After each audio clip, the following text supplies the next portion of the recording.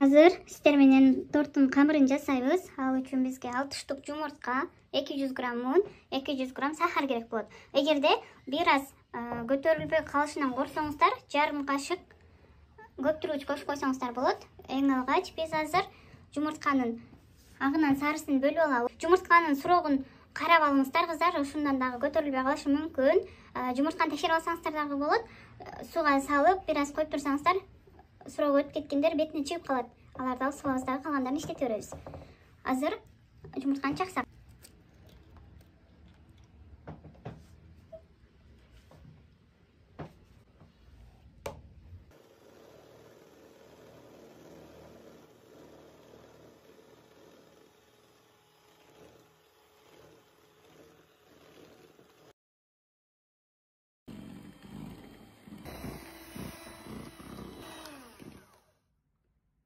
Мынакей кыздар, ушундай болгонго чейин миксерлейбиз. 5-10 минуттага чейин. Түшпөйт. Көрүңүздөр, эми сахарыбызды бир аз алып койгон элек.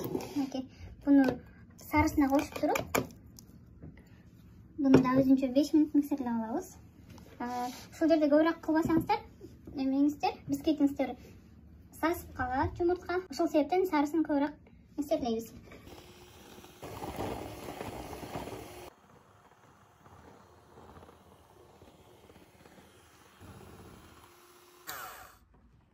Мынакей сарысын да миксерлеп алдык.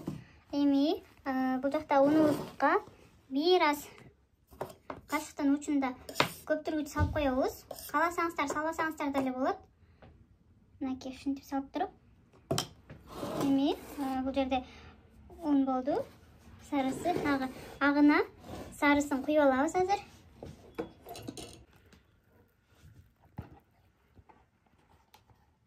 Күтпөй турган камыр пат-паттан кыймылдап, мына ушундай кылып өзүбүз тарапка айландырабыз. Унубузду аз-аздан ээлеп кошобуз.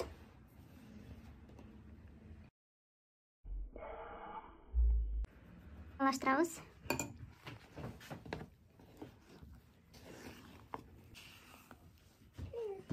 Мынакей кыздар, уже даяр болуп калды. Аралаштырып алдык. Эми буну формага салып туруп.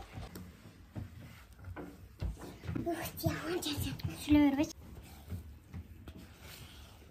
Ортосу көтөрүлүп калбаш үчүн чекерактарына ушинтип сүрүп коебуз. Азыр буну духовкага барып саламын.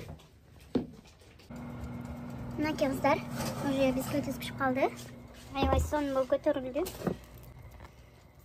Азыр көрөбүз.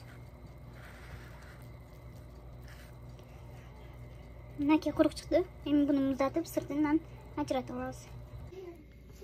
Аз муздагандан кийин сыртын көргөзүп беремин. Мындай болуп пишти. Эми буну 3 бөлүккө бөлөбүз. Бул бир күн холодильникте турган. Кааласаңыздар холодильникке койсоңуздар да болот, койбосоңуздар деле болот.